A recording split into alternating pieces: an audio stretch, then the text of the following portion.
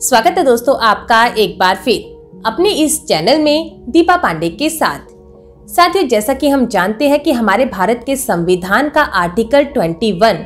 हमें right to life and personal liberty स्वतंत्रता का अधिकार हमें प्रदान करता है और ये ऐसा मौलिक अधिकार है जिसे कोई भी व्यक्ति हमसे छीन नहीं सकता है जब तक कि कानून इसके लिए अलाउ ना करे। तो आज इसी टॉपिक को लेकर आज की जानकारी में हम बात करेंगे कि अगर कभी भी पुलिस किसी व्यक्ति को गलत तरीके से गिरफ्तार करती है तो उस गिरफ्तारी को लेकर आपके क्या क्या अधिकार होते हैं। तो साथियों, आज का हमारा ये टॉपिक बेहद ही इम्पोर्टेंट है। जो भी हमारे पुलिस के कर्मचारी हैं, लॉ के स्टूडेंट्स हैं, वकील हैं या कॉमन पीपल, आम जनता ही क्यों ना हो, उन सभी को इस बात की जानकारी होना बेहद जरूरी है कि गिरफ्तारी को लेकर हमारे क्या क्या अधिकार होते हैं, पुलिस कब और किस मामले में किसी व्यक्ति को गिरफ्तार कर सकती है और किस में नहीं कर सकती है।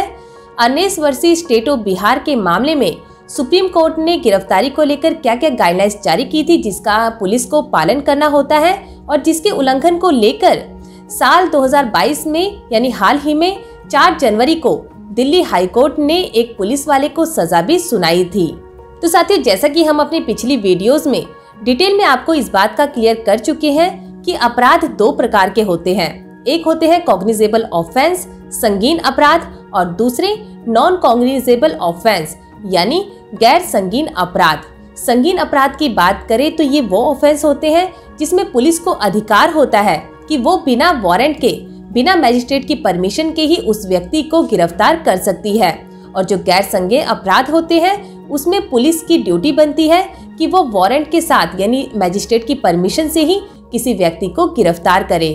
और साथियों, सेक्शन 41 ऑफ सीआरपीसी की बात करें तो इसमें पुलिस वालों को बताया गया है कि कब कॉग्निजेबल ऑफेंस की स्थिति में यानी संगीन अपराधों के लिए किसी व्यक्ति को गिरफ्तार किया जा सकता है और कब नहीं। तो चलिए इसे 2 पार्ट में समझते हैं। पहला पार्ट, जब जो कॉग्निजेबल ऑफेंस है यानी संगीन अपराध है वो ऐसा अपराध है जिसमें 7 साल से ज्यादा की सजा का प्रावधान है। और दूसरा, जो अपराध होते हैं यानी कॉग्निजेबल ही उनका नेचर है लेकिन उनमें जो सजा है वो 7 साल या 7 साल से कम है। जैसे कि एग्जाम्पल के लिए डॉरी जो क्रुएलिटी होता है उसका मामला ले लीजिए जिसमें सेक्शन 498A के तहत 3 साल तक की सजा का प्रावधान है ये कॉग्निजेबल ऑफेंस ही, लेकिन इसमें सजा जो है वो 7 साल से कम है।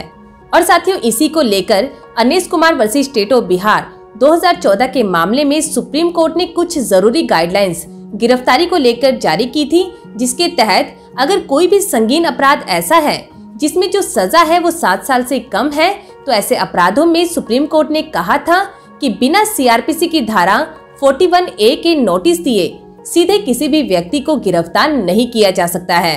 और इसके अलावा साथियों, यहाँ पर कुछ जरूरी कंडीशंस भी सुप्रीम कोर्ट ने इस डिसीजन में बताई थी कि जहाँ कब कॉग्निजेबल ऑफेंस के मामले में जहाँ सजा 7 साल से कम है वहाँ पुलिस किसी को गिरफ्तार कर सकती है। पहला, जब पुलिस को कंप्लेन या एफआईआर पर सबूत के साथ ये यकीन हो कि हाँ उस व्यक्ति ने ऐसा संगीन अपराध किया होगा। दूसरा, जब पुलिस को लगता हो कि अगर ऐसे अपराध में उस व्यक्ति को गिरफ्तार ना किया गया तो ये दूसरा नया अपराध कर सकता है, गवाहों को नुकसान पहुंचा सकता है या फिर एविडेंसेस को खत्म कर सकता है या उनके साथ छेड़छाड़ कर सकता है और उसे रोकना जरूरी है, तब ही पुलिस उसकी गिरफ्तारी कर सकती है। तीसरा, उस अपराध की प्रॉपर इन्वेस्टिगेशन के लिए जरूरी है कि उसे गिरफ्तार किया जाए। चौथा, अगर पुलिस अधिकारी को लगता है कि आरोपी को गिरफ्तार नहीं किया गया तो कोर्ट में आवश्यकता पड़ने पर वो उसकी प्रेजेंस नहीं मिल पाएगी तो ऐसी कंडीशंस में भी पुलिस गिरफ्तार कर सकती है। तो साथियों, यहाँ पर ये बात ध्यान रखिएगा कि ये जो गाइडलाइंस है सुप्रीम कोर्ट की, ये उस केस की स्थिति में है जहाँ पर अपराध तो संगीन है लेकिन उसकी सजा 7 साल से कम है, जहाँ पर पुलिस को अधिकार तो बनता है कि वो जो उस व्यक्ति है, आरोपी है, उसे गिरफ्तार कर सके। लेकिन इस गाइडलाइंस के आने के बाद से पुलिस की ड्यूटी बनती है कि वो इन कंडीशंस को पूरा करने पर ही उस व्यक्ति को गिरफ्तार करे। तो साथियों, ऐसे केस में पुलिस की जो सबसे पहले ड्यूटी बनती है वो ये है कि आरोपी को सीआरपीसी की धारा 41A का नोटिस दे। इस नोटिस की बात करें तो इसमें कहा गया है कि जहां सीआरपीसी की धारा 41A के तहत अरेस्ट करने की रिक्वायरमेंट नहीं है वहां गिरफ्तारी से पहले उस व्यक्ति को जिसके खिलाफ कॉग्निजेबल ऑफेंस की शिकायत हुई है उसे सीआरपीसी की धारा 41A का नोटिस भेजना पुलिस की ड्यूटी बनती है और वहां उस व्यक्ति की जिम्मेदारी बनती है कि खुद वो पेश होए पुलिस के सामने। अगर वो ऐसी स्थिति में पेश हो जाता है तो पुलिस उसको गिरफ्तार नहीं कर सकती है, और अगर ऐसा होता है कि इसके बाद भी, नोटिस के बाद भी वो व्यक्ति पेश नहीं होता है तो ऐसी स्थिति में रीजन लिखने के बाद यानी प्रॉपर रीजन के साथ ही पुलिस उस व्यक्ति को गिरफ्तार कर सकती है। तो साथियों, ये है गिरफ्तारी को लेकर वो जरूरी कंडीशंस जो सुप्रीम कोर्ट ने गाइडलाइंस के रूप में Anish Kumar versus state of Bihar 2014 के मामले में बताई थी, जिनका उल्लंघन करने पर किसी भी पुलिस वाले के ऊपर या तो डिपार्टमेंटल कार्यवाही होती है या फिर इसके साथ साथ कंटेम्प्ट ऑफ कोर्ट के तहत भी कार्यवाही उसके ऊपर हो सकती है। तो उम्मीद है साथियों आज की हमारी ये जानकारी आपको समझ आई होगी, आपके काम भी जरूर आएगी। अगर इससे जुड़ी या किसी भी कानूनी टॉपिक से जुड़ी आपकी कोई भी क्वेरी है